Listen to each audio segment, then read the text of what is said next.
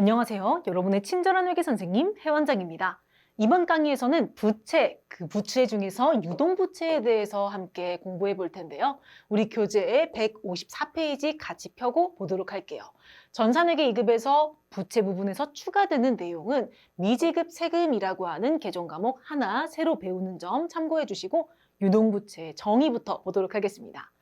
유동부채란 결산일로부터 만기가 1년 이내인 부채, 즉 갚아야 할 빚인데 1년 내로 갚아야 되는, 빨리 갚아야 하는 빚을 얘기를 하죠. 유동부채에 주로 사용하는 개정 과목들이 여기에 쭉 나와 있는데 복습해 보면서 분개까지 한번 해볼게요.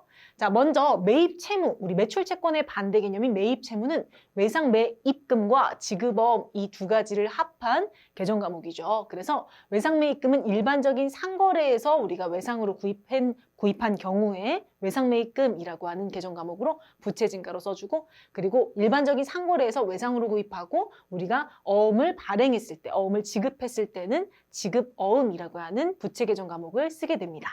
그 다음에 단기 차입금. 자, 차입금은 빌린 돈이죠. 대여금은 빌려준 돈, 차입금은 빌린 돈. 빌렸는데 1년 내로 갚을게 하고 빌린 돈을 우리가 단기 차입금이라고 얘기를 하고, 미지급금. 자, 미지급금 아직 안 준 돈이라는 뜻인데 일반적인 상거래 외 거래에서 나중에 주기로 한 대금 또는 발행한 어음일 때 미지급금이라고 하는 개정 과목을 쓰게 되죠.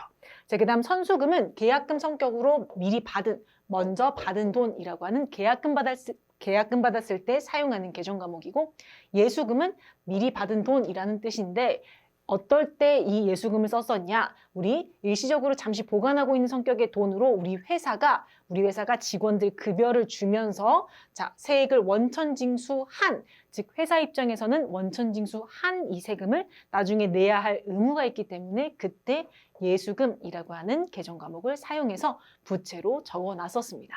자, 그 다음에 가수금. 가수금은 임시로 들어온 돈이 들어왔는데 금전이 입금되었으나 개정 과목이나 금액이 아직 정해지지 않았을 때, 통장에 보통 예금의 돈이 들어왔는데 아직 왜 들어온지 모르겠네? 라고 할 때 임시적으로 사용하는 개정 과목이었었고, 유동성 장기부채라고 하는 이 부채는 장기부채긴 부채인데 1년 내로 갚아야 되는 걸로 기간이 줄어든 부채, 즉 비유동 부채 중 결산일 기준 1년 내에 만기가 되는 부채를 재분류한 것, 이름을 바꿔준 것을 의미하죠.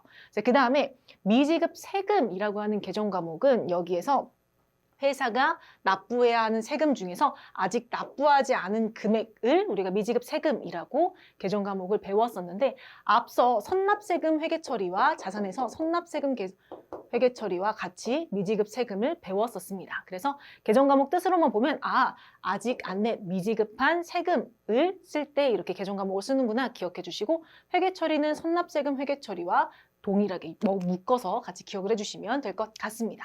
그리고 미지급 배당금은 우리가 자본 회계 처리할 때 조금 더 자세하게 배우긴 할 건데, 배당 결의일 현재 미지급된 현금 배당의 금액을 우리가 미지급 배당금이라고 하는 개정 과목으로 써놓게 됩니다. 자, 그럼 개정 과목들 한번 쭉 어떤 의미를 가지고 있는지 한번 보셨는데 하나하나씩 분개도 한번 해보도록 할게요. 먼저 첫 번째로 외상매입금. 자, 외상매입금은 우리가 외상으로 물건을 사서 나중에 줘야 될 돈이 생겼을 때, 부채가 생겼을 때 외상매입금이라고 하는 부채를 증가시켜주는데, 뭘 사고 상품 또는 원재료 등의 재고자산을 구매하고 외상으로 돈 줘야 될 게 생겼다고 하면, 외상대금이 생겼다고 하면 대변에 외상매입금 그리고 거래처까지 반드시 잘 적어주셔야 되겠죠. 그 다음에 이 해당하는 외상대금을 돈으로 지급했다라고 하면 차변에 외상매입금 부채 감소시켜주고 대변에 해당하는 현금 등의 개정 과목을 써주시면 되겠습니다. 자, 문제 한번 바로 풀어볼게요. 영재상사에 상품을 100만 원에 매입하고 그리고 대금은 1개월 후에 지급하기로 하였다. 그 다음 상품 구입 시 발생한 운반비 10,000원은 뭘로 지급했다? 현금으로 결제했다 라고 합니다. 그럼 일단 상품을 구매했기 때문에 차변의 상품, 그리고 100만 원이라고 적어야 하는데 여기에 구입하면서 발생한 운반비는 상품의 가격에 취득원가에 포함을 시켜주셔야 되겠죠? 그래서 101만 원 이렇게 적어주시면 되고, 대변에는 나중에 주기로 한 이 100만 원에 대해서는 우리가 뭐라고 적는다? 상품 구입하고 외상대금이니 외상매입금, 거래처 영재상사 금액은 100만 원 이렇게 적어주시고, 10,000원에 대해서는 현금 지급했으니 대변에 현금 10,000원, 이렇게 써주시면 되겠네요. 상품 구입하고 외상대금 발생하면 외상매입금. 자, 그리고 2번 영재상사의 외상매입금 100만 원을 보통예금에서 이체하였다. 그러면 외상매입금을 감소를 시켜주셔야 되겠죠? 차변의 외상매입금 그리고 거래처 영재상사 금액은 100만 원, 대변의 보통예금에서 이체했으니 대변의 보통예금 100만 원 이렇게 회계 처리를 해주시면 되겠습니다. 그래서 외상대금, 외상매입했을 때와 외상대금을 지급했을 때 각각의 회계 처리 기억해 주시고 자, 그 다음에 이제 어음, 지급어음이라고 하는 개정 과목은 우리가 상품 또는 원재료를 구입하고 어음을 발행했을 때 우리 회사 어음을 발행했을 때 대변의 지급어음 이렇게 쓰시면 되고 또는 외상대금을 상환하기 위해서 어음을 발행했을 때도 마찬가지로 대변의 지급어음 이렇게 쓰시면 됩니다. 그런데 여기서 주의하셔야 될 게 우리 회사의 어음을 발행한 게 아니라 다른 회사의 어음을 가지고 있다가 그거를 배서양도해 준 거면 대변의 지급어음이 아니라 받을어음이라고 쓰셔야 되겠죠. 이 부분 꼭 기억해 주시고 그리고 만기가 돼서 우리가 어음 만기가 돼서 해당하는 대금을 이제 현금 등으로 결제를 했을 때는 차변의 지급어음이라고 써서 지급어음을 감소시켜 주시면 되겠습니다. 자, 그럼 분개 한번 해볼게요. 3번 영재상사에 상품 50만 원에 매입하고 대금은 당사 발행, 우리 회사 발행 어음으로 지급하다 라고 했으니 자, 차변의 상품 금액은 50 그리고 대변에는 어음 발행했으니 지급 어음 거래처 영재상사 50 이렇게 분개해 주시면 되겠죠. 자, 그 다음 문제 볼게요. 4번. 자, 4번에 영재상사에서 상품 매입 대금으로 발행해준 약속어음 50만 원. 이 만기가 되어 당사 보통예금 계좌에서 이체하여 지급하였다. 즉, 이렇게 대변에 지급어음이라고 써놓은 거를 이제 감소시켜 주셔야 되겠죠. 차변에 지급어음, 영재상사 그리고 금액은 50만 원이네요. 지급어음을 감소시켜주고 해당하는 금액을 만기가 돼서 보통예금에서 지급한 거니 대변의 보통예금 감소 50만 원 이렇게 분개해 주시면 되겠습니다. 자, 그 다음 5번 볼게요. 대의상사에서 상품 외상 구입 대금 10만 원을 당사 발행 약속 어음으로 지급했다. 즉 대의상사의 외상 대금을 어음을 발행해서 지급을 한 거죠. 그러면 대의상사의 외상대금, 즉 외상매입금이라고 대변에 써져 있는 금액을 차변에 적어서 지워주셔야 되겠죠. 차변의 외상매입금, 대의상사 10만 원 그리고 대변에는 어음을 발행했으니 지급어음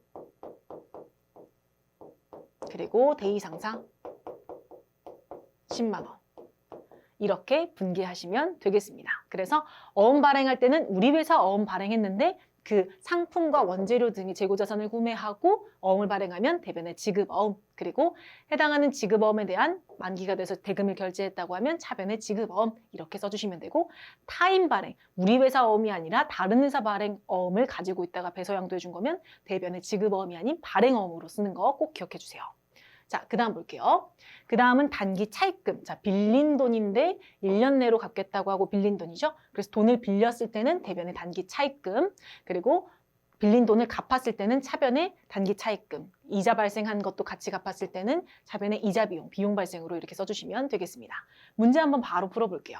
당사가 바삭 컴퓨터로부터 600만 원을 6개월간 차입하여 금액이 당사 보통예금 계좌에 이체되었다. 자, 그럼 보통예금이 증가했죠. 차변의 보통예금 금액은 600. 그리고 차입, 돈 빌려서 증가했는데 부채가 증가했다고 적어주셔야 되겠죠? 근데 6개월 만기이기 때문에 단기 차입금이 되겠네요.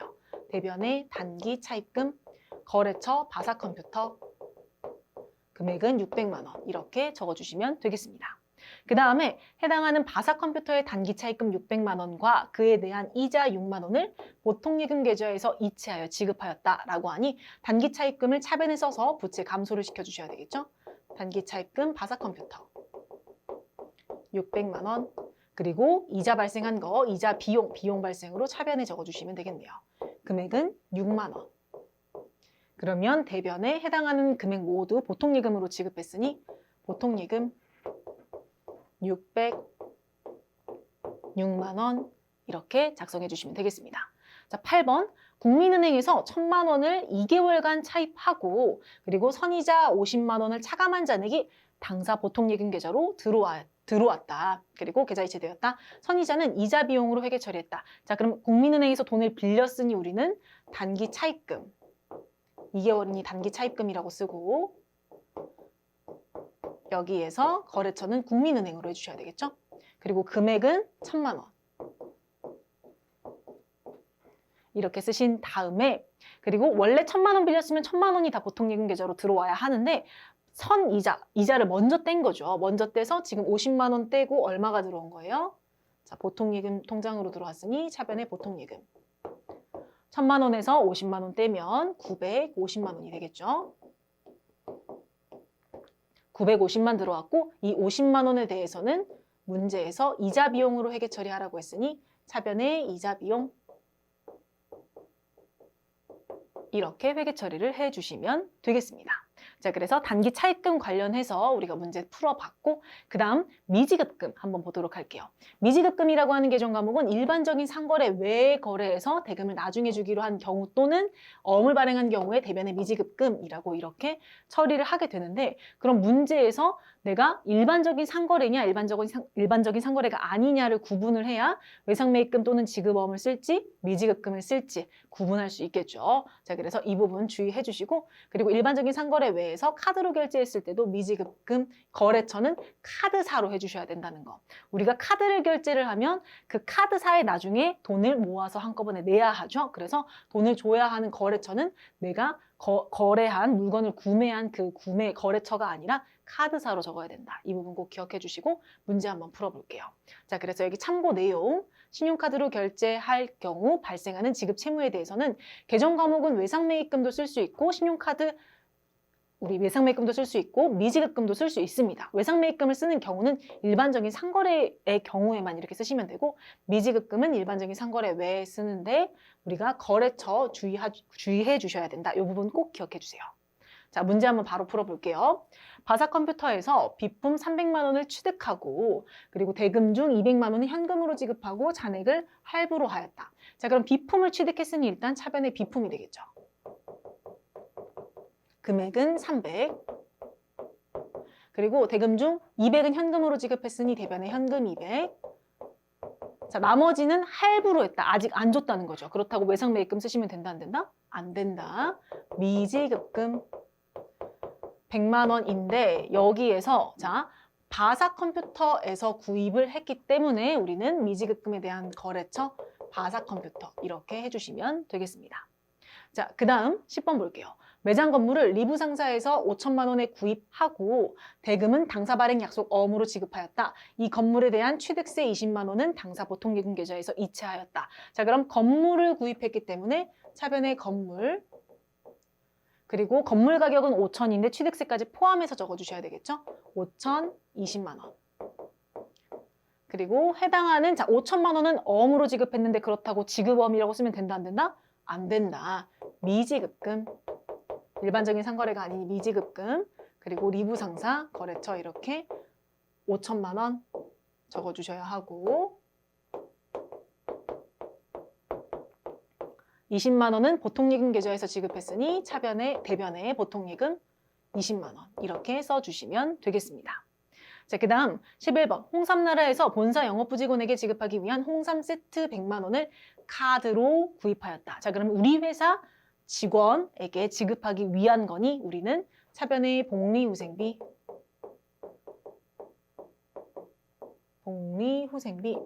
그리고 프로그램에 입력하실 때는 복리후생비도 전산회계 1급에서는 500번대냐 800번대냐 이것도 구분을 해주셔야 하는데 본사 영업부이기 때문에 800번대로 해주셔야 되겠죠. 자, 금액은 100만 원.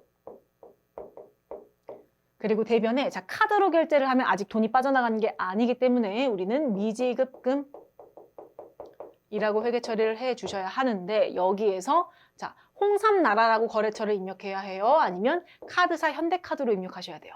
자, 카드값 안 갚으면 누구한테 전화 오죠? 홍삼나라에서 전화 오나요? 아니면 카드사에서 전화 오나요? 그렇죠. 카드사에서 전화 오죠. 거래처를 카드사, 현대카드 이렇게 입력을 해주셔야 된다는 것도 꼭 기억해 주실게요. 자, 그러면 금액은 100만 원 이렇게 쓸 수 있겠네요. 자, 그 다음 볼게요. 12번. 바사컴퓨터에서 비품을 할부로 구입하고 미지급금으로 처리한 20만 원이 보통예금 계좌에서 자동 이체되었다. 자, 그럼 우리가 비품을 구입하고 미지급금으로 처리를 했으면 대변의 미지급금 이렇게 써져 있겠죠. 그럼 이거에 대한 금액을 결제, 자동 이체를 한 거니까 차변의 미지급금 그리고 바사컴퓨터 금액은 20만 원 감소를 시켜주고 대변의 보통예금에서 나갔으니 대변의 보통예금 20만 원 이렇게 입력해 주시면 되겠네요. 자, 그 다음 13번 볼게요. 전월 직원 선물 세트 구입에 따른 현대카드사의 당월 결제 금액 100만 원이 보통예금에서 자동이체되어 지급되었다. 자, 그러면 선물 세트 구입에 따른 현대카드사의 결제 금액은 우리가 회계 처리를 뭐라고 써놨어요?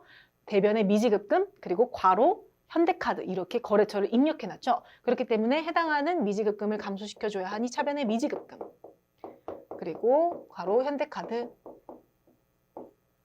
금액은 100만 원 그리고 대변에는 보통예금 이렇게 100만 원 입력해 주시면 되겠네요.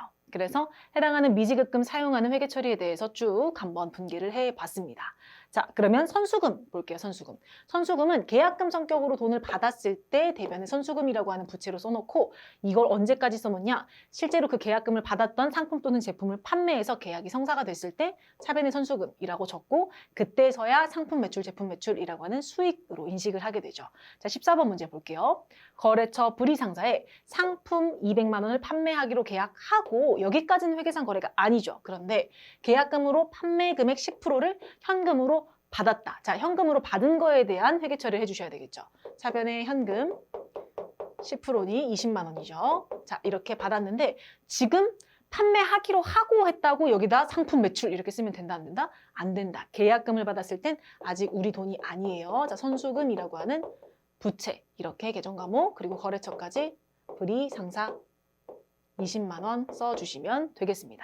그래서 이렇게 써놨다가 자 15번 보시면 거래처 불이상사에 판매하기로 계약하였던 상품 200만 원을 인도 이렇게 넘겼을 때 진짜 실제로 판매를 한 거죠. 자, 계약금 20만 원을 제외한 나머지 금액은 외상으로 했다. 그러면 이때 상품을 인도했으니 진짜 팔았구나. 대변의 상품 매출 200 그리고 차변에 200을 지금 다 외상으로 한 게 아니라 기존에 있던 선수금 계약금 20만 원 제외하고 나머지 외상으로 하기로 한 거죠. 그래서 차변의 선수금, 불이상사 그리고 나머지 금액은 상품 팔고 외상으로 하기로 한 거면 외상 매출금 마찬가지로 불이상사 금액은 180만 원이 되겠네요. 그래서 이렇게 회계 처리를 진행해 주시면 되겠습니다. 자, 그러면 그 다음 문제 볼게요. 예수금.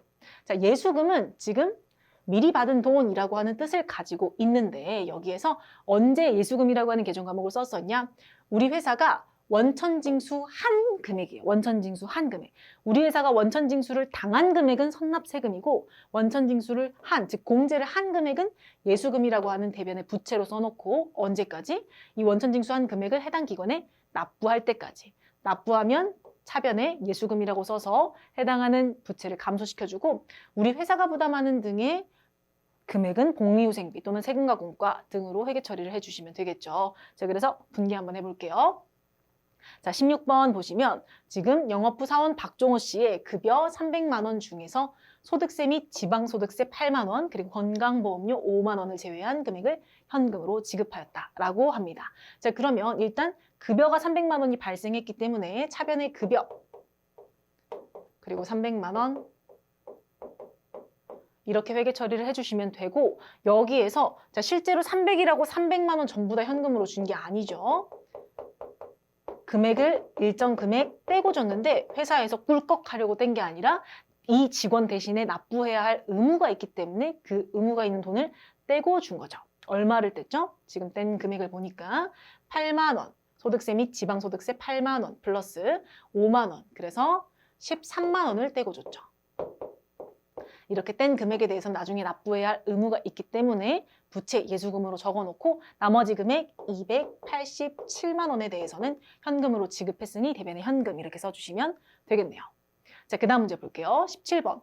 영업부 종업원 급여 지급 시 원천 징수한 소득세 및 국민연금 13만 원과 그리고 회사 부담분 건강보험료 5만 원을 해당 기관의 보통예금으로 이체하여 납부하였다. 회사 부담분 건강보험료는 복리후생비로 처리한다. 그러면 우리가 직원한테 원천 징수한 금액은 뭐라고 써놨어요? 예수금이라고 대변에 써놨죠? 차변에 예수금이라고 써서 예수금을 없애주고 총 금액 13만 원. 그리고 회사 부담분은 지금 건강보험료 복리후생비로 처리한다라고 나와 있으니 차변에 복리후생비 금액은 5만 원이죠. 이 금액 모두 보통예금으로 납입했다라고 하니 대변에 보통예금 금액은 18만 원. 이렇게 회계 처리를 할 수 있겠네요. 자, 그 다음 가수금 볼게요. 가수금은 임시로 받은 돈인데 돈이 입금이 됐는데 어떤 내용인지 모를 때 임시적으로 사용하는 게 좀 과목이죠. 그래서 입금된 금액의 내용이 확정되지 않았을 때 대변에 가수금 그리고 차변에 현금, 보통예금 이렇게 써놓고 언제까지? 해당 내용의 항목이 확정될 때까지 이렇게 써주시면 됩니다. 자, 문제 한번 풀어볼게요. 18번 보통예금 계좌에 100만 원이 입금되었으나 입금자 명이 불분명하여 그 내역을 확인할 수 없다. 그러면 일단 돈 들어왔으니까 들어왔다고 차변에 보통예금 100만 원 이렇게 써주셔야 되겠죠. 그리고 대변에는 내용을 확인할 수 없다고 안 적는 게 아니라 가수금이라고 하는 부채 계정 과목으로 이렇게 써주시면 되겠죠. 100만 원. 자, 그 다음에 가수금은 19번 가수금 100만 원은 6월 30일에 입금된 내용을 알 수 없었던 것으로 가수금 처리하였으나 거래처 세연 상사로부터 회수한 외상대금으로 판명이 되었다. 이렇게 가수금의 내용이 확정이 됐을 때는 차변에 가수금이라고 써서 가수금을 없애주고 100만 원. 자, 외상대금을 회수를 하면 외상매출금을 감소를 시켜주셔야 되겠죠? 그래서 대변에 외상매출금, 세연상사 이렇게 정상적으로 누락된 분계를 해 주셔야 되겠네요. 이런 식으로 가수금 발생과 그리고 없어지는 분계에 대해서 문제를 풀어봤습니다.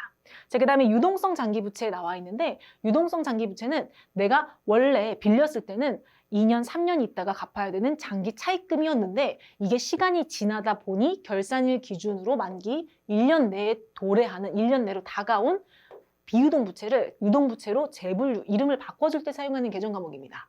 그래서 이러한 차변의 장기차입금을 없애고 대변의 유동성 장기부채, 유동부채를 증가시키는 회계 처리를 하게 되는데 문제를 통해서 한번 볼게요.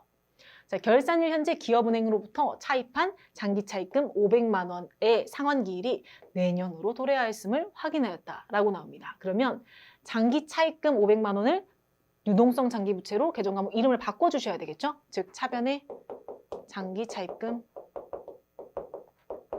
거래처 기업은행 금액은 500 그리고 대변에는 유동성 장기부채 마찬가지로 거래처 꼭 써주셔야 합니다. 기업은행 금액은 500 이렇게 회계 처리를 해 주시면 되겠죠. 그래서 조금 어려운 문제로 나오면 이제 결산 문제로 어떤 식으로 나오냐? 부채 리스트를 어디에 있는 차입금, 빌린 날, 그리고 갚는 날, 어디에 있는 차입금 2번, 1번, 2번, 빌린 날, 갚는 날 이렇게 해놓고 지금 날짜가 X1년 뭐 12월 31일인데 이거 보고 결산 분개하시오. 이렇게 띡 하고 주면 이걸 보고 1번은 보니까 지금 내년까지 안 갚아도 되네? 그럼 얘는 패스.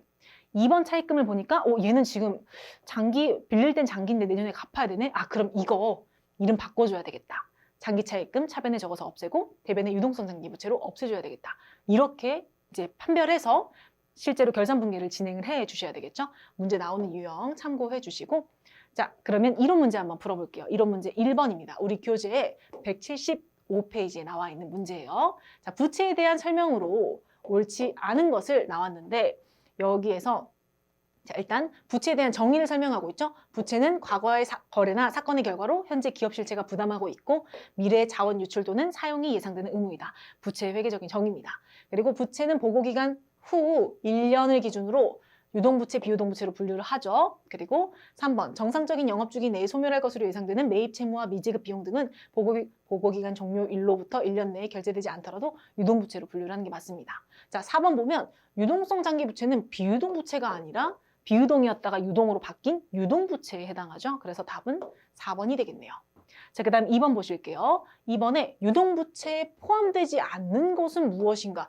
자, 이렇게 분류를 물어보는 문제가 제일 쉬운 문제죠. 실제로 프로그램을 켜놓고 문제를 풀다 보면 이렇게 검색해서 개정과목 및 적용등록 프로그램 메뉴를 검색해서 활용할 수도 있고 여기에서 유동부채에 포함되지 않는 개정과목은 뭐예요? 그렇죠. 임대보증금. 임대보증금은 비유동부채에 해당하죠. 그래서 답은 4번입니다. 자, 그 다음 문제 볼게요. 유동부채에 해당하는 금액을 모두 합하면 얼마인가? 유동부채가 뭐뭐가 있는지 체크해 주셔야 되겠죠? 먼저 외상매입금, 단기차입금, 선수금, 미지급 비용 여기에 해당하고 마찬가지로 말씀드렸던 개정과목의 분류가 헷갈리다면 개정과목 및 적용등록 켜서 검색하면서 하셔도 충분히 맞출 수 있는 문제이기 때문에 메뉴를 잘 활용해 주세요. 그래서 다 더하게 되면 지금 2번 67만 원이 답으로 나오겠네요. 자, 8번 볼게요. 다음 중 외상거래 중 미지급금으로 처리해야 할 거래는 자, 미지급금이냐 외상매입금 또는 지급업이냐는 우리가 일반적인 상거래냐 그렇지 않냐에 따라서 나눠지는데 여기 지금 보시면 제품 팔고 어음받았다. 그러면 일반적인 상거래 제품이기 때문에 우리가 미지급금으로 쓰지 않겠죠. 그리고 상품 외상으로 구입하고 한 달후 현금으로 지급했다. 미지급금 개정 과목이 나오지 않죠. 자, 사무실에서 사용할 에어컨을 외상으로 구입했다. 자, 사무실에 사용할 에어컨은 비품, 즉 일반적인 상거래가 아니죠. 그런데 외상으로 구입하면 미지급금, 대변의 미지급금, 차변의 비품 이와 같은 분계를 볼 수 있겠네요. 그래서 답은 3번이 되겠습니다. 자, 그 다음 10번 볼게요.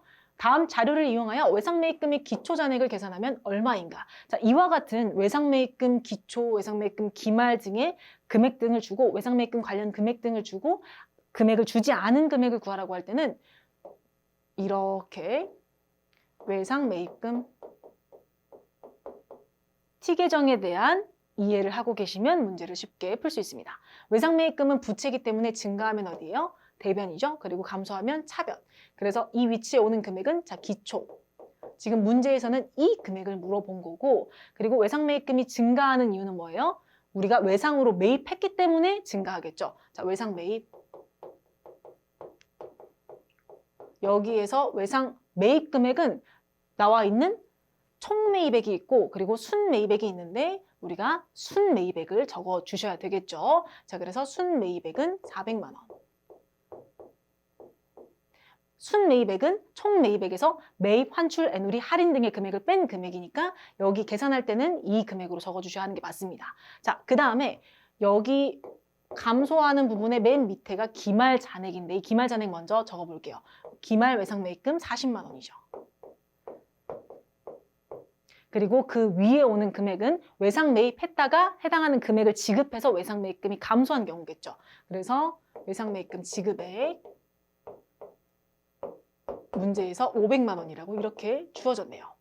자, 차변과 대변의 합계가 같아야 하기 때문에 우리는 기초의 금액이 500에 400 빼면 100만 원, 140만 원이네.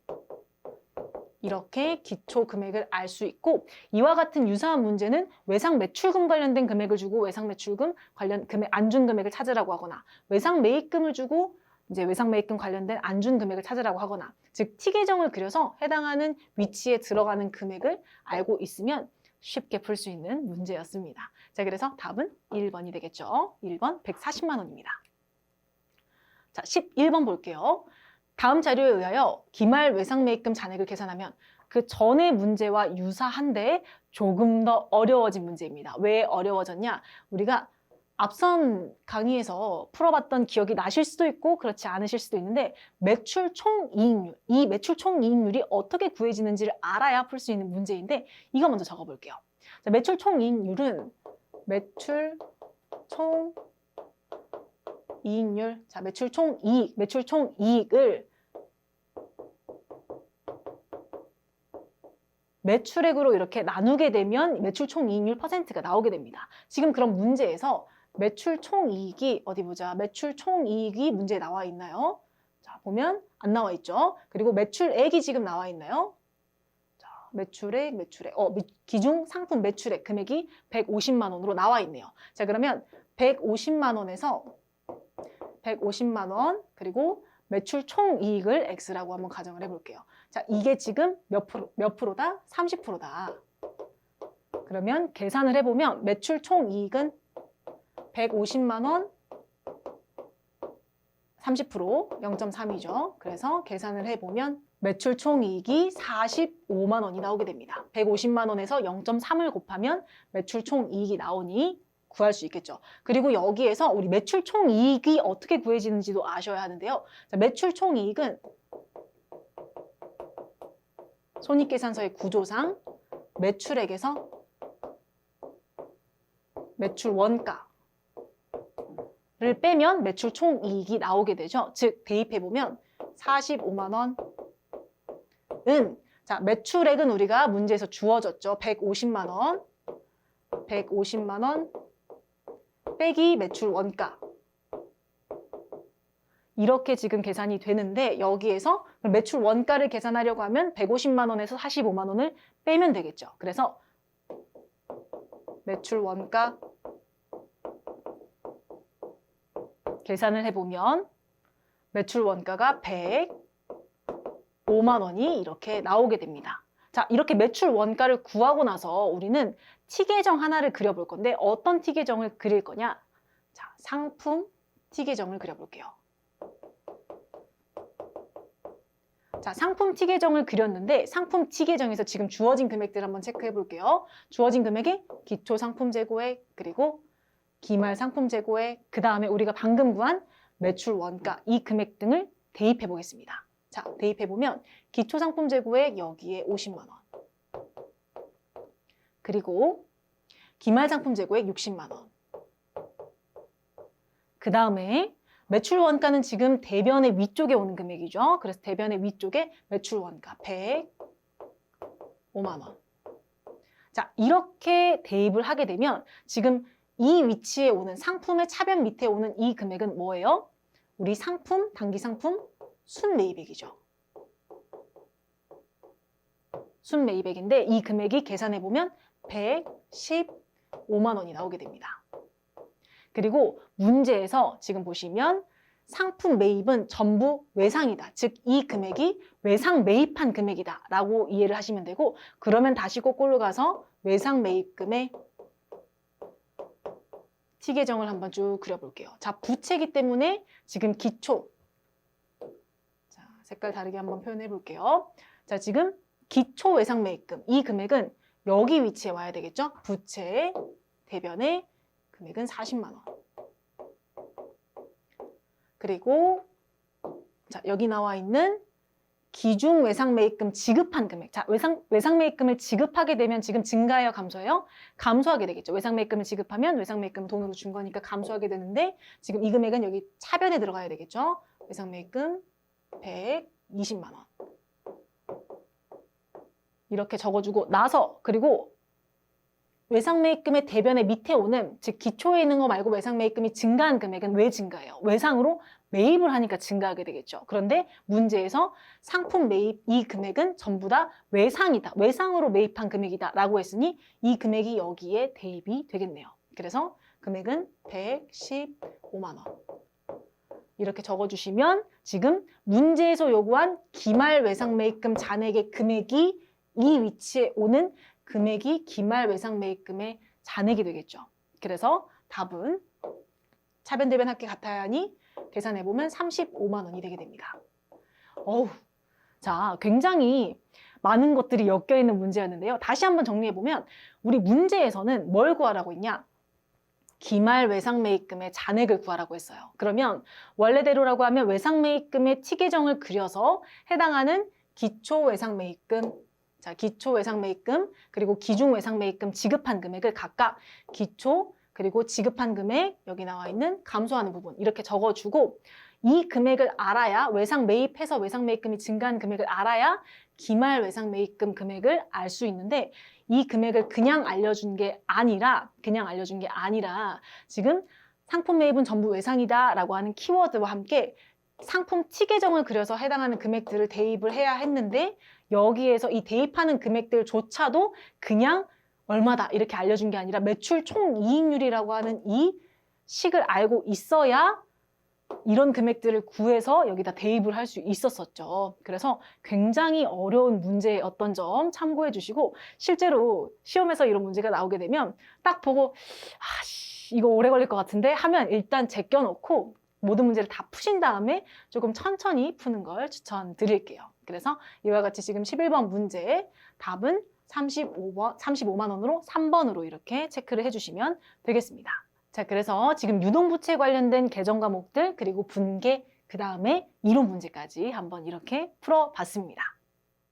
유동부채 실무 핵심 기출 문제입니다. 프로그램은 8000번 뽀송테크 주식회사로 들어가서 일반 전표 입력 메뉴에 같이 입력하면서 연습해 볼게요. 1번은 5월 1일이죠. 날짜 5월 1일 들어가 주시고 주식회사 바삭전자에 대한 외상매출금 470만 원과 외상매입금 580만 원을 상계 처리하기로 하고 나머지 잔액은 당사에 당좌수표를 발행하여 지급하였다 라고 합니다. 그러면 바삭전자에 대한 외상매출금도 감소, 외상매입금도 감소, 부족한 금액은 당좌수표 발행 이렇게 회계 처리를 하면 되는데 외상매출금 먼저 감소시키려면 대변에 외상매출금 바삭전자 금액은 470만 원 이렇게 적어주시고 차변에는 외상매입금을 감소시켜줘야 되겠죠. 외상매입금 바삭전자 금액은 580만 원 그 다음에 대변에 당좌수표를 발행하면 당좌예금 감소이니 당좌예금 이렇게 써주시면 되겠네요. 입력 한번 해보면 차변에 외상매입금 거래처 바삭전자 금액은 580 대변에는 외상매출금 바삭전자 금액은 470 그리고 대변에 당좌예금 이렇게 입력하시면 되겠습니다. 2번은 5월 2일이죠. 날짜 변경해 볼게요. 당사가 원재료 매입 대금으로 거래처인 바삭전자에 발행하였던 어음 1,300만 원이 만기가 되어 당좌수표를 발행하여 지급하였다.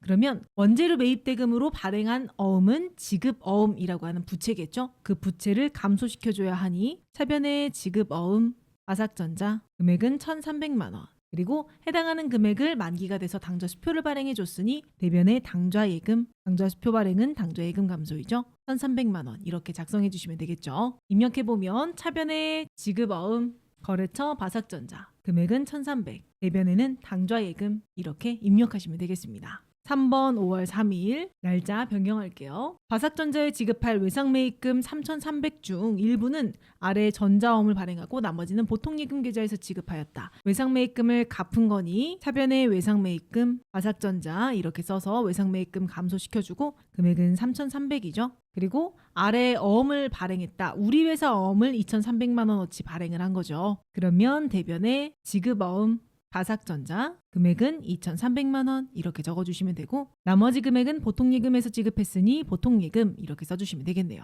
입력하면 차변에 외상매입금 바삭전자 3,300 대변에 지급어음 바삭전자 금액은 2,300 대변에 보통예금 이렇게 입력해 주시면 되겠습니다. 문제 4번 5월 4일이죠. 날짜 먼저 변경할게요. 5월 4일 기업은행에 신청한 대출금 2억 원이 보통예금으로 입금되었다. 그런데 이 대출금을 보니 10개월 만기로 단기가 되겠네요. 우리가 빌린 돈이면 차입금인데 10개월이니 단기 차입금이라고 대변에 단기 차입금 기업은행 금액은 2억 이렇게 적어주시면 되겠죠. 차변에는 보통예금으로 들어왔으니 보통예금 프로그램 입력해보면 차변에 보통예금 금액은 2억 대변에 단기 차입금 거래처는 기업은행 이렇게 입력해 주시면 되겠습니다. 5번 5월 5일 날짜 변경해 볼게요. 기업은행에서 내년 8월 30일까지 상환하기로 하고 500만 원을 차입하여 즉시 우리건설에 미지급금 500만 원을 지급하였다 라고 합니다. 차입했는데 내년 8월 30일까지면 단기겠죠. 그러면 단기 차입금 증가했으니 대변에 단기 차입금 거래처 기업은행 500만 원 그리고 즉시 브리건설의 미지급금을 갚았으니 미지급금도 감소시켜줘야 되겠죠. 차변의 미지급금 브리건설 금액은 500 이렇게 쓰시면 되고 프로그램에도 차변의 미지급금 거래처 브리건설 금액은 500 대변의 단기 차입금 거래처 기업은행 이렇게 입력해 주시면 되겠습니다. 6번은 5월 6일이죠. 날짜 변경해 볼게요. 사옥을 취득하기 위한 자금 9억 원 만기 6개월을 우리은행으로부터 차입하고 선이자 3,600만 원을 제외한 나머지 금액을 보통예금 계좌로 입금받았다. 선이자 지급액은 선급 비용으로 회계 처리할 것. 자, 지금 돈을 빌렸으니 차입금인데 여기에서 만기가 6개월이니 단기 차입금이겠죠. 그러면 대변의 단기 차입금 우리은행 금액은 9억 원 이렇게 적고 9억 원을 전부 다 보통예금으로 받은 게 아니라 3,600을 선이자로 제외하고 돈으로 받은 거죠. 그런데 문제에서 선이자로 지급한 금액은 선급비용이라고 하는 자산으로 처리하라고 했으니 차변의 선급비용 3,600만 원 그리고 나머지 금액은 보통예금으로 들어왔으니 차변의 보통예금 이렇게 써주시면 되겠네요.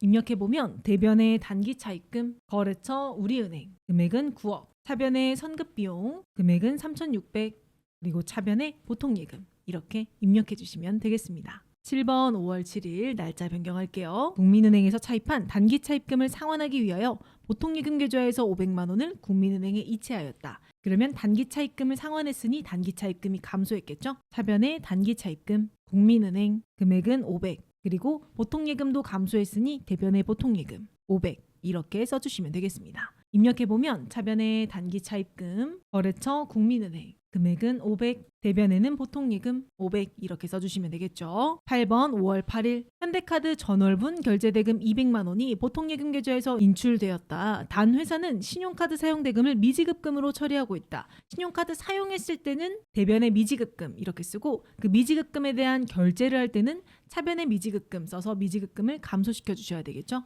차변의 미지급금 그리고 거래처는 신용카드 회사인 현대카드 200만 원 보통예금 계좌에서 인출했으니 대변의 보통예금 이렇게 써주시면 되겠네요. 날짜 5월 8일로 변경하고 차변의 미지급금 거래처 현대카드 금액은 200 대변에는 보통예금 이렇게 입력해 주시면 되겠습니다. 9번 5월 9일 날짜 변경할게요. COP 자동차에서 구입한 제품 운반용 승합차의 할부 미지급금 1회분 총액을 대출 상환 스케줄에 따라 당사 보통예금 계좌에서 이체하여 지급하였다. 그러면 1회분에 결제한 이 원금과 이자 부분 결제 금액을 회계 처리를 해 주셔야 되겠죠. 우리가 이 자동차를 취득했을 때 생각해 보면 차변의 차량 운반구 그리고 할부로 구입했다라고 하면 대변의 미지급금 여기에서 COP 자동차가 되겠죠. 그런데 지금은 이 미지급금으로 써놓은 금액 중에서 1회차에 해당하는 부분만 지급한 상황이니 차변의 미지급금, COP 자동차 그리고 이 미지급금으로 적어주는 금액은 원금을 적어주셔야 되겠죠. 원금 150만 원 이렇게 적고 그리고 원금뿐만 아니라 이자를 별도로 지급하기로 계약해서 이자까지 지급했기 때문에 이자는 이자 비용이라고 비용 발생으로 차변에 적어주시면 되겠네요. 3,750원 그리고 해당하는 금액 모두 보통예금 계좌에서 지급했으니 대변의 보통예금 이렇게 써주시면 되겠죠. 프로그램에 입력해보면 차변의 미지급금 거래처 COP 자동차 금액은 150 차변의 이자 비용 금액은 3,750 대변의 보통예금 이렇게 입력하시면 되겠습니다. 10번 5월 10일 바삭전자의 제품 A를 750만 원에 판매하기로 계약하고 여기까지는 회계상 거래가 아니죠. 그러면 판매대금 10%를 당좌예금 계좌로 받았다. 이 계약금 받은 거에 대한 회계 처리를 해주셔야 되겠네요. 당좌예금 계좌로 받았으니 차변의 당좌예금 그리고 계약금으로 받으면 선수금이라고 하는 부채 계정 과목 바삭전자 이렇게 써주셔야 되겠죠. 그러면 750만 원의 10%니 75만 원이 되겠네요. 회계 처리해보면 차변의 당좌예금 금액은 75만 원, 대변의 선수금, 거래처 바삭전자 이렇게 입력해 주시면 되겠습니다. 날짜 5월 11일 변경해 볼게요. 바삭전자의 제품을 공급하기로 하고 체결한 계약을 거래 당사자 간 이견으로 인하여 상호 합의하에 해지하였다. 바삭전자로부터 수취하였던 계약금 75만 원은 보통예금 계좌에서 이체하여 반환하였다. 우리가 계약금을 받았을 때는 대변의 선수금 이렇게 적어놨을 텐데 계약이 해지됨에 따라 이 선수금을 다시 지급해야 하는 상황인 거죠. 그러면 차변의 선수금이라고 적어주고 차변의 선수금 바삭전자 75만 원 그리고 대변에는 보통예금으로 지급했으니 보통예금 이렇게 써주시면 되겠네요. 입력해보면 차변의 선수금 거래처 바삭전자 금액은 75만 원 대변의 보통예금 이렇게 입력해 주시면 되겠습니다. 12번 5월 12일 다음과 같이 영업부 직원의 급여를 당사의 보통예금에서 지급하였다. 우리가 급여 지급할 때 항상 같이 나오는 계정 과목이 있죠. 그 계정 과목은 공제한 금액에 대해서는 예수금이라고 하는 부채 계정 과목으로 쓴다. 이 부분 기억하고 계셔야 하는데요. 분개해보면 우리 직원의 월급을 줬을 때 급여를 줬을 때는 차변의 급여인데 영업부 관련된 직원이면 800번대 판관비로 써주셔야 되겠죠. 급여 총액은 500만 원 그리고 대변에 공제한 금액에 대해서는 예수금이라고 하는 부채로 27만 원 써주시고 나머지 차인 지급액은 보통예금으로 지급했다고 하니 보통예금 이렇게 써주시면 되겠네요. 날짜 5월 12일로 바꿔서 입력해보면 차변의 급여 급여는 800번대 801번, 금액은 500, 대변의 예수금 금액은 27만 원, 나머지 금액은 보통예금 이렇게 입력해 주시면 되겠습니다. 5월 13일 다음은 제조부서에 근무하는 천영현 씨의 임금대장으로 보통예금 계좌에서 지급되었다. 제조부서에서 근무하는 직원의 월급은 우리가 임금이라고 하는 500번대 계정 과목을 사용해 주셔야 되겠죠? 그래서 차변의 임금 500번대 그리고 금액은 250이네요. 그 다음 마찬가지로 공제한 금액의 총 합계 30만 원은 예수금이라고 하는 부채로 써주셔야 되겠죠. 예수금 30만 원 그리고 나머지 차인 지급액은 보통예금 계좌에서 지급했으니 대변의 보통예금 이렇게 해주시면 되겠네요. 날짜 바꿔서 입력 한번 해볼게요. 차변의 임금 제조원가 그리고 금액은 250, 대변에는 예수금 금액은 30, 대변의 보통예금 이렇게 입력해 주시면 되겠습니다. 14번 5월 14일 날짜 변경하고 개인 이혜원 씨로부터 차입한 자금에 대한 이자 비용 100만 원이 발생하여 원천징수세액 27만 5천 원을 차감한 나머지 금액 72만 5천 원을 현금으로 지급하였다. 우리 회사 입장에서 이혜원 씨한테 돈을 빌렸는데 해당하는 이자를 주면서 이혜원 씨가 부담하는 세액을 차감하고 준 상황이죠. 이렇게 원천징수를 한 금액, 공제한 금액은 예수금이라고 쓴다. 그래서 이번엔 이자가 발생한 거니 차변의 이자 비용 금액은 100만 원. 그리고 대변에 원천징수한 금액만큼은 예수금 27만 5천 원, 나머지 금액 현금 지급했으니 현금 이렇게 써주시면 되겠네요. 입력해보면 차변의 이자 비용 금액은 100, 대변에는 예수금 금액은 27만 5천 원, 대변에 현금 이렇게 입력해 주시면 되겠습니다. 15번 5월 15일 날짜 변경하고 외부에서 전문 강사를 초빙하여 제조부문 직원들을 대상으로 기술 교육을 실시하고 이에 대한 훈련비 지출액 100만 원에서 원천세 8만 8천 원 공제한 후 보통예금에서 지체하였다라고 합니다. 이렇게 교육을 위해 사용한 돈은 우리는 교육훈련비라고 하는 계정 과목을 사용하죠. 그래서 차변의 교육훈련비 그런데 제조 부문이기 때문에 제조원가 500번대로 입력해 주셔야 하고 금액은 100만 원. 대변에 공제한 금액에 대해서는 예수금이라고 하는 부채에 써주셔야 되겠죠. 예수금 8만 8천 원. 나머지 보통예금 지급했으니 대변에 보통예금 이렇게 써주시면 되겠습니다. 차변의 교육훈련비 500번대 대변의 예수금 금액은 8만 8천 원. 대변의 보통예금 이렇게 입력해 주시면 되겠죠. 16번 5월 16일 제품의 판매용 사진 촬영을 위해서 손모델인 이하람 씨를 고용하고 수수료 300만 원 중 원천징수세액 9만 9천 원을 제외한 나머지 금액을 보통예금 계좌에서 지급하였다. 수수료 비용 계정 과목은 판매비와 관리비 항목을 사용할 것. 자, 그러면 이하람 씨 고용하고 발생한 비용을 우리가 수수료 비용이라고 하는 계정 과목을 쓰고 판매비와 관리비로 하라고 했으니 800번대 판관비로 하시면 되겠네요. 금액은 300만 원이 발생했는데 원천징수 한 세액은 우리가 예수금이라고 하는 부채로 써주셔야 되겠죠. 예수금 9만 9천 원 그리고 나머지 금액 보통예금에서 지급했으니 대변의 보통예금 이렇게 써주시면 되겠죠. 대변의 수수료 비용 800번대 금액은 300, 대변의 예수금 금액은 9만 9천, 대변의 보통예금 이렇게 입력하시면 되겠습니다. 17번 5월 17일 날짜 변경해 볼게요. 5월 17일 제조부서에 당월 상여금을 예수금 등을 제외하고 보통예금 계좌에서 이체하였다. 상여금 총액은 1,500이고 이중 예수금은 100만 원이다. 이렇게 상여금이라고 하는 키워드가 나왔으니 우리는 상여금 계정 과목을 써주시면 되고 이때도 제조부서기 때문에 제조원가 즉 500번대를 써주시면 됩니다. 금액 총액 1,500만 원 적어주신 다음 원천징수한 예수금은 대변의 예수금 부채 증가로 써주시면 되겠죠. 예수금 금액은 100만 원이라고 하니 100만 원 나머지 금액은 보통예금에서 지급했다. 대변의 보통예금 이렇게 써주시면 되겠네요. 입력해보면 차변의 상여금 제조원가 500번대로 입력하고 1,500 대변에는 예수금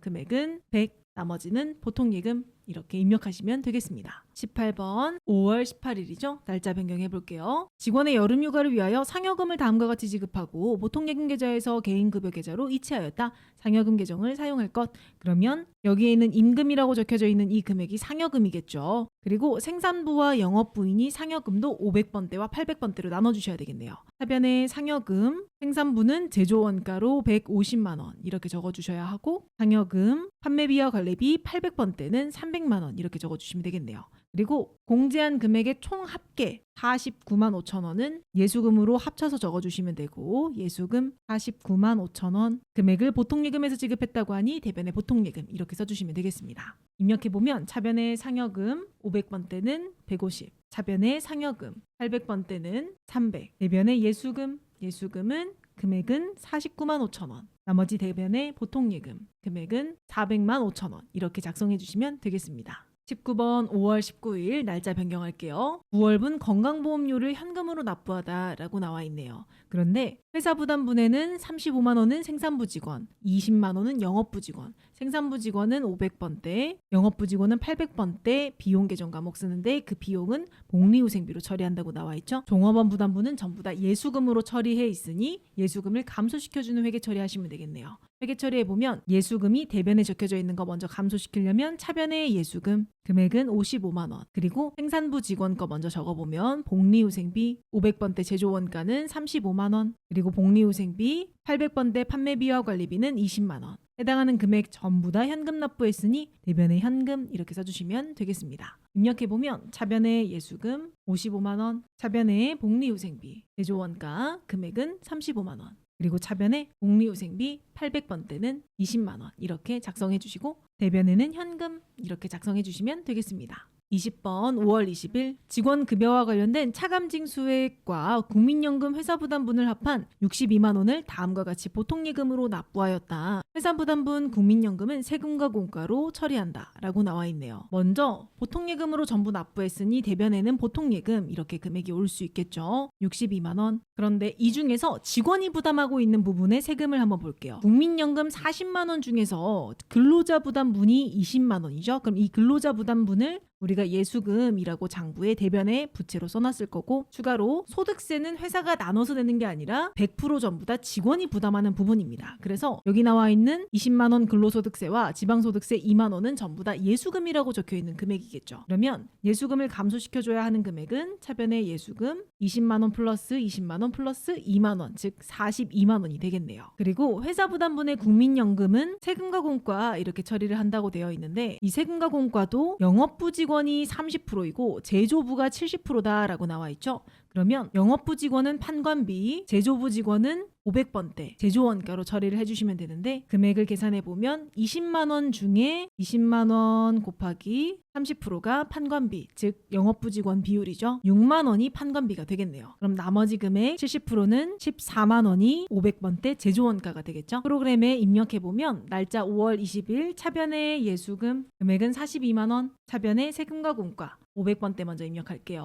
500번대 세금과 공과는 14만 원, 그리고 세금과 공과 800번대 6만 원, 대변의 보통예금 62만 원 이렇게 입력해 주시면 되겠습니다. 21번은 5월 21일이죠. 전월분 고용보험료를 다음과 같이 현금으로 납부하다. 회사부담분은 보험료로 처리할 것이라고 나와 있습니다. 현금 납부했으니 대변의 현금, 그리고 직원부담분의 합계는 예수금이라고 장부에 적어놨을 테니 차변의 예수금 금액은 27만 원 이렇게 적어주셔야 되겠죠. 그 다음에 회사부담분 33만 1,500원은 전부 다 보험료이지만 이 보험료를 제조와 마케팅, 즉 500번대와 800번대로 나눠주셔야 하는데 먼저 차변의 보험료 500번대의 제조원가는 이 금액이겠죠. 22만 1,000원. 그리고 보험료, 판매비와 관리비는 11만 500원이 되겠네요. 프로그램에 입력해보면 차변의 예수금 금액은 27만 원, 차변의 보험료는 제조원가 먼저 입력해보면 521번 보험료는 21만 1,000원, 그리고 보험료 800번대 821번은 11만 500원. 해당하는 금액 모두 현금 지급이니 대변의 현금 이렇게 입력해주시면 되겠습니다. 22번 5월 22일 날짜 변경해 볼게요. 지난달 영업팀 임직원들에게 급여를 지급하면서 원천징수한 소득세 16만 원을 신용카드로 납부하였다. 이렇게 원천징수한 소득세는 예수금으로 대변에 써놨을 테니 감소시켜주면 차변의 예수금 16만 원, 카드로 지급하게 되면 일반적인 상거래 외에선 전부 다 미지급금이겠죠. 미지급금 16만 원, 그리고 거래처는 카드사 현대카드로 해주시면 되겠네요. 입력해보면 차변의 예수금 금액은 16만 원, 대변의 미지급금, 거래처는 현대카드 이렇게 입력해 주시면 되겠습니다. 그래서 원천징수한 소득세는 예수금이고 우리 회사 부담분을 납부했다고 하면 상황에 맞게 세금과 공과 복리후생비, 보험료 등 계정 과목으로 사용하는 거 기억해 주세요. 5월 23일 부산으로 출장 갔던 영업부 사원 박종호로부터 내용 불명의 돈 576만 원이 회사 보통예금 계좌에 입금되었다. 돈이 들어왔으니 일단 돈 들어왔다고 차변 보통예금 이렇게 적어주셔야 되겠죠. 해당하는 이유를 모르기 때문에 그럴 때 사용하는 임시계정 과목인 가수금이라고 하는 부채계정 과목으로 써놔주시면 되겠네요. 날짜 5월 23일로 바꿔서 차변의 보통예금 금액은 576만 원, 대변에는 가수금 이렇게 입력해 주시면 되겠습니다. 2024번 5월 24일 날짜 바꿔볼게요. 업무용 비품 500만 원에 구입하면서 대금은 대표이사 이회원의 개인 현금으로 우선 지급하고 추후 보통예금 계좌에서 이차하여 정산하기로 하였다. 가수금 계정으로 회계 처리하여 거래처명을 입력하세요. 그러면 비품 500만 원짜리를 구입했으니 차변의 비품 500만 원이 되겠죠. 비품 500 그리고 지금은 대표이사 이회원의 개인 현금으로 우선 지급하면서 가수금 계정 과목으로 처리하라고 했으니 대변의 가수금 그리고 거래처명 입력하라고 했으니 이회원 500만 원 이렇게 작성해 주시면 되겠네요. 입력해 보면 차변의 비품 금액은 500, 대변의 가수금 거래처 이회원 금액은 500 이렇게 써주시면 되겠습니다. 25번 5월 25일이죠. 가수금 1000만 원 중 200은 진한테크에 대한 제품 매출 계약금이고 나머지는 진한테크의 외상 매출금을 회수한 것으로 확인되었다. 이렇게 이유를 알 수 없는 돈이 들어왔을 때 우리는 대변의 가수금이라고 써놓죠. 그러면 이 원인이 밝혀지면 차변의 가수금이라고 써서 가수금을 감소시켜 주셔야 되겠죠. 차변의 가수금 1000만 원 다 없애주고 해당하는 원인으로 장부에 적어주면 200만 원은 계약금을 받은 거였다라고 하니 계약금을 받으면 선수금이라고 하는 계정 과목 써야 되겠죠. 진한테크 200 그리고 나머지는 외상매출금을 회수한 거니 외상매출금 회수하면 외상매출금이 감소해야 되겠죠. 대변의 외상매출금 진한테크 800만 원 이렇게 입력해 주시면 되겠습니다. 그래서 날짜 25일로 바꿔서 입력해 보면 차변의 가수금 금액은 1000만 원, 대변의 선수금, 거래처 진한테크 금액은 200, 나머지는 외상매출금 진한테크 이렇게 입력해 주시면 되겠습니다.